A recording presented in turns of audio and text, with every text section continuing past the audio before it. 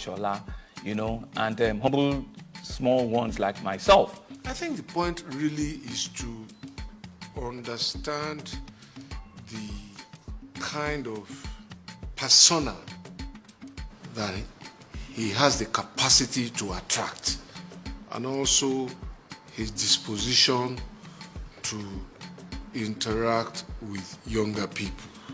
Multidimensionally, of course, from the street trader to the university professor. And he has a knack for promoting talented people into position of relevance. He's very good at putting round pegs in round holes. As a followership of people that can lay claim to have been made by him, I can be said to be one of them in that when I came into politics the first time, they supported me to be governor. I was here in Ondo State, campaigned for me. Yes, maybe along the line by the time it was second term I was going to run, we went different ways. But that does not matter. It's all part of politics.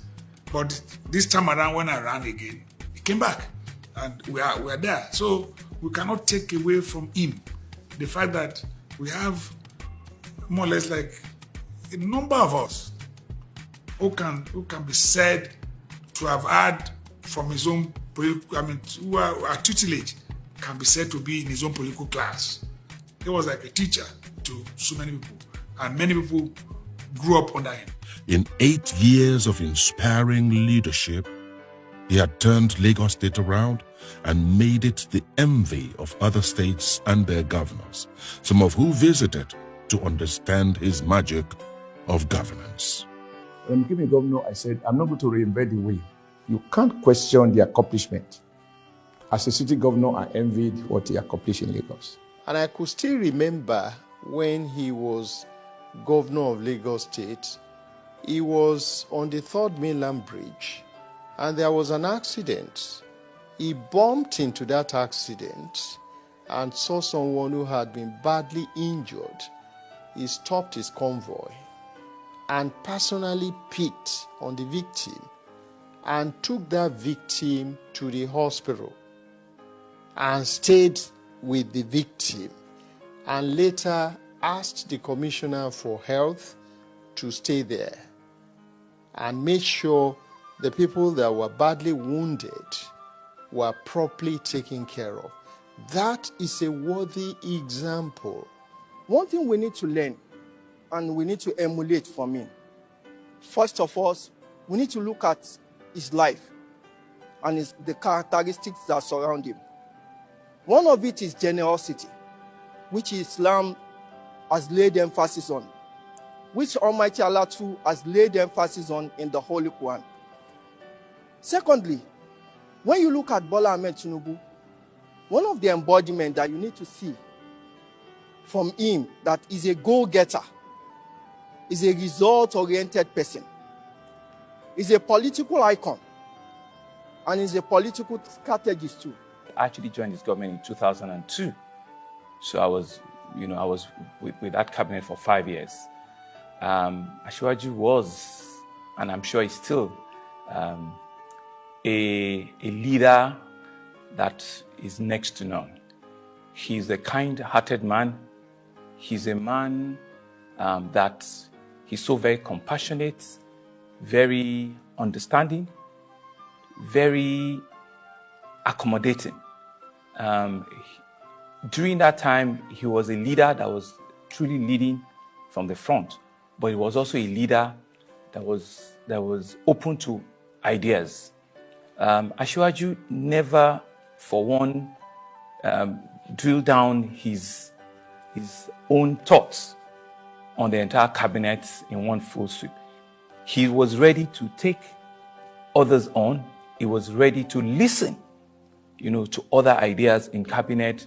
And if you have superior arguments, if you have a belief that is very strong, he listens, and he listens very well. In 1999, when he became the governor of Lagos State, I was deputy governor in Kano State. So we had opportunities to meet together, to attend the NEC meeting, if I had the opportunity to represent my governor at that time, even though he was in a different political party, we were in PDP, but equally the same as governor and deputy governor, we had the opportunity to know ourselves. And from there, I started seeing him as a giant politician. And he has proved me right so far. Today I'm very, very proud to say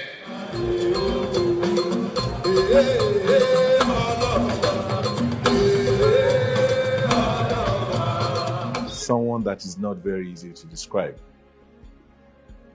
Fashola remains an enigma.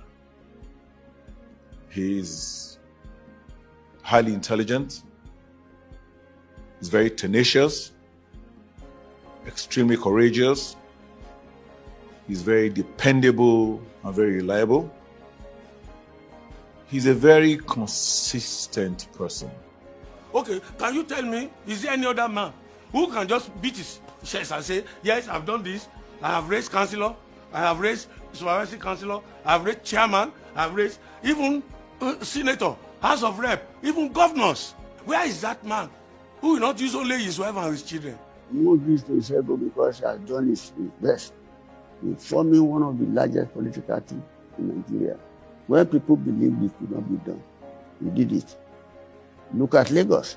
What he enunciated, the program he formulated, have been followed by successive, and then Lagos today now is one of the best cities in Africa, if not in the world. This is coming from the brain of a single person and his ability to muster people together to have a common goal. Tinunbu is one of the best governors Lagos State has ever produced. And consequent governor has followed his footsteps. He has also improved on the life of our youth. We sincerely assess him. I think his tenure in Lagos State, he did his best. He listens to everybody. But when he's by himself, later at night, middle of the night, you know the man that never sleeps. Sometimes we have dinner around 2 a.m., 3 a.m. Not only me, with him alone, with other people like that. That's when he starts thinking what everybody has said since morning. Then he'll come out with the right decision to make. He's been very consistent and has left people without wavering. These governors of Lagos were very forthright. His governance of Lagos, very spectacular. As far back as at the time when I was there as chairman of the EFCC, we investigated almost all the governments then. And not just we, because we had very good quality partnership with the UK authorities and also America, FBI. And I remember we did a thorough job in looking into Lagos State, honestly, genuinely. And I told you we were working with Metropolitan Police closely, and they were also looking at some of the governments because we had very close relationship, with the UK. Our people go there, we do business, they are interested just like we are also interested in seeing things are done very well and proper in Nigeria. And the work we did, I remember I appeared before our National Assembly one time, and they were asking me about somebody asked about Lagos State. Say, what about Lagos State? I said, well, probably we've done our own, but it also has an international angle. What I meant then was that outside Nigeria, the authorities there are also looking, because Lagos economy was extremely important to all, very big economy, probably number 5 in Africa. And they were interested, they wanted to see how things are done. So they carried their own investigations, and it was okay, legitimate, because we relate very well. And I told the National Assembly, Senate in particular, that in the case of Lagos State, I think the international community were also looking and checking. And they did. We personally, we didn't see anything. We didn't. And that's why we ended up not taking any case to court with respect of Lagos State. There is a saying in Yoruba land, Akonda Eda Omo Dua. That's a very short phrase of what I'm going to use to qualify Asiwaju Bola Ahmed Tinunbu. Hate him or like him. The truth be told, he has still been relevant and will continue to be very relevant in the face of democratic process, governance, and above all in the history of we the entire Yoruba people. BAT said, education is the greatest weapon against poverty. We cannot innovate without education. We need a leader who is a thinker and a doer. Bola Tinunbu did not only think, he did. Be it in infrastructure, in education, in health, in social welfare, in security, and more resoundingly in revenue generation. If you remember, they laid that foundation given the beginning of that Fourth Republic. And these were ideas, these were novel ideas that certainly couldn't all be broken in 8 years. So that foundation was rock solid. That should not be so surprising. He had drank his fill from the well of wisdom and governance of the great Obafemi Awolowo.